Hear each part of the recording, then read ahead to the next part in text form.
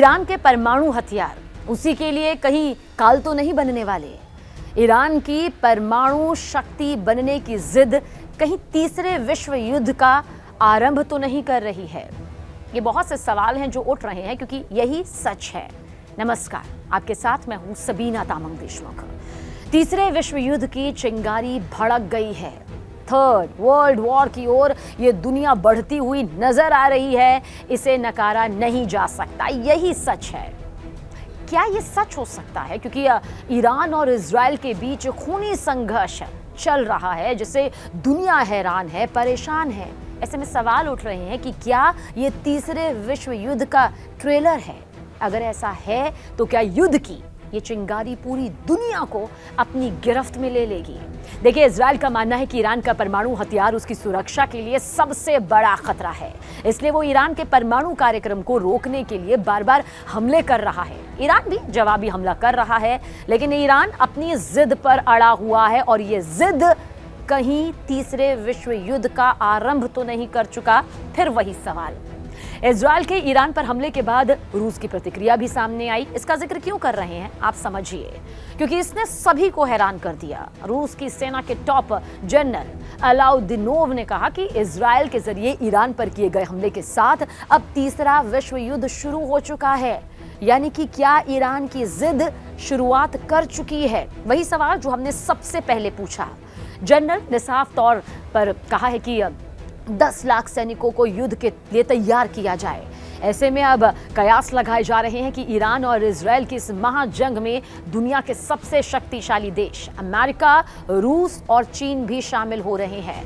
क्योंकि बात सिर्फ ईरान या फिर इजराइल के बीच हो रहे इस युद्ध की नहीं है, बात है महाशक्तिशाली देशों का वो टकराव जो पूरी दुनिया को तबाह कर सकता है। समझिए कि कहां से तीसरा विश्व युद्ध शुरू हो सकता है।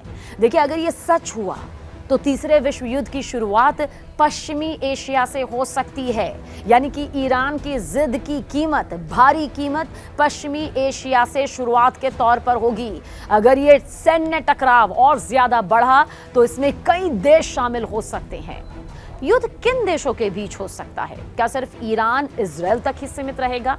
नहीं, अब बच्चा बच्चा भी समझ गया है कि दो देशों का युद्ध दो भागों में बढ़ जाता है। विश्व में दो तस्वीरें बड़े स्तर पर सामने रखता है। अब कहां होगा हमला? देखिए, इस वक्त आप समझिए, अमेरिका सबसे शक्तिशाली देश है। वो रूस और चीन को अपना प्रतिद्वंदी मानता है। अमेरिका के साथ यूरोपीय देश भी इस जंग में शामिल हो सकते हैं। तो वहीं नाटो देश भी अमेरिका का साथ दे सकते हैं। वहीं दूसरे गुट को समझिए, चीन, रूस, उत्तर कोरिया और अरब देश इसमें शामिल हो सकते हैं या फिर हो रहे हैं, क्योंकि यही हालात सामने आ रहे हैं और यही सबसे बड़ा सच भी है। ईरान का परमाणु कार्यक्रम उसकी ताकत भी है और कमजोरी भी है, और यही ताकत और कमजोरी ईरान की जिद बन गई है। इजराइल के नतांज और फोर्दो पर हमले, सेंट्रीफ्यूज और वैज्ञानिकों को निशाना बनाना, इससे ईरान का परमाणु कार्यक्रम कहीं उसी के लिए काल ना बन जाए, ये तस्वीर अब सामने आ रही है। देखिए, हमलों से ईरान का कार्यक्रम पीछे जा रहा है, लेकिन फोर्दो की गहराई, अंतर्राष्ट्रीय दबाव इसे बूमरैंग भी बना सकते हैं। समझिए किस तरह से ईरान का परमाणु कार्यक्रम इजराइल, अमेरिका को लंबे वक्त से परेशान कर रहा है। ईरान इसे शांतिपूर्ण कार्यक्रम बताता है, लेकिन इजराइल मानता है कि ईरान इससे परमाणु बना रहा है। इसी वजह से उसने परमाणु कार्यक्रम से जुड़े मुख्य ठिकानों और वैज्ञानिकों को टारगेट किया और बड़ा नुकसान यहां पर ईरान को पहुंचाया। ऐसा नहीं है कि ईरान पीछे हटा हुआ है। हमले की धमकी सीधे तौर पर सामने आ चुकी है और वो धमकी किस तरह से इजराइल को भी नुकसान पहुंचा रही है वो भी दुनिया देख रही है। जंग जारी है, जंग महाजंग में तब्दील हो चुकी है, भयावह रूप सामने आ रहा है, मिसाइल, ड्रोन की बारिश हो रही है। मध्य पूर्व में इजराइल और ईरान के बीच तनाव अपने चरम पर है। 13 जून 2025 को इजराइल ने ईरान के नतांज परमाणु संयंत्र और दूसरे सैन्य ठिकानों पर हमला किया, जिसमें वैज्ञानिक अधिकारी मारे गए, जनरल मारे गए, बड़े प्रोफेसर मारे गए, परमाणु वैज्ञानिक मारे गए। जवाब में ईरान ने इजराइल पर ड्रोन और बैलिस्टिक मिसाइलों की बारिश कर दी। सवाल वही, तीसरा विश्व युद्ध क्या ईरान की इसी जिद की वजह बन रहा है? देखिए, ईरान के सुप्रीम लीडर अयातुल्लाह खामनेई ने इजराइल के खिलाफ जंग का ऐलान किया उन्होंने सोशल प्लेटफॉर्म एक्स पर लिखा कि जंग तो शुरू हो चुकी है, जंग शुरू होती है, हम आतंकी इजराइल को कड़ा जवाब देंगे, उन पर कोई दया नहीं दिखाएंगे। इस ऐलान के बाद ईरान ने इजराइल पर 25 मिसाइलें भी दागी। वहीं अमेरिका इजराइल का प्रमुख सहयोगी है, ये किसी से छिपा नहीं है। मध्य पूर्व में 40,000 सैनिक तैनात हैं। अगर अमेरिका सीधा युद्ध में कूदता है, जो दिखाई भी दे रहा है, तो वो नेटो को भी खींच सकता है। और अगर ऐसा हुआ तो वो भयानक स्थिति होगी जिसकी कल्पना करने भर से ही रोंगटे खड़े हो जाते हैं। रूस और चीन, ये देश ईरान के करीबी सहयोगी है। अगर वो सैन्य सहायता देते हैं तो ये युद्ध बहुत बड़े स्तर पर जा सकता है। पिछला रुख आप समझिए, रूस ने 13 जून 2025 को इजराइल के हमले की निंदा की और कहा कि अंतर्राष्ट्रीय कानून का उल्लंघन है। क्रेमलिन के प्रवक्ता दिमित्री पेस्कोव ने चेतावनी दी कि इससे पूर्ण युद्ध हो सकता है, यानी कि पूरा युद्ध सामने आ सकता है। पिछला रुख, चीन ने ईरान के साथ 400 अरब डॉलर का समझौता किया है। इसे रणनीतिक साझेदार माना जाता है। उसने इजराइल के हमले को अस्थिरता फैलाने वाला बताया। एक एक करके आप इस बयान को समझिए, इनके रुख को, इनके कदम को समझिए। दरअसल चीन मध्य पूर्व में अपने तेल और गैस हितों को सुरक्षित रखना चाहता है। वहीं पर जॉर्डन ने ईरान के ड्रोन को रोकने में मदद की, लेकिन सऊदी अरब और यूएई तटस्थ रहना चाहते हैं। तुर्की ने मध्यस्थता की पेशकश की, लेकिन आप जानते हैं इजराइल के साथ उसके रिश्ते कितने तनावपूर्ण हैं, वो सभी के सामने हैं। अगर ईरान परमाणु हथियार का इस्तेमाल करता है तो ये तबाही ला सकता है, लेकिन ऐसा होने की आशंका कम है। तो जो स्थिति दिखाई देती है उसे नकारा भी नहीं जा सकता। इजराइल का लक्ष्य है कि वो ईरान को परमाणु हथियार बनाने से रोके, लेकिन क्या इजराइल ऐसा कर सकता है?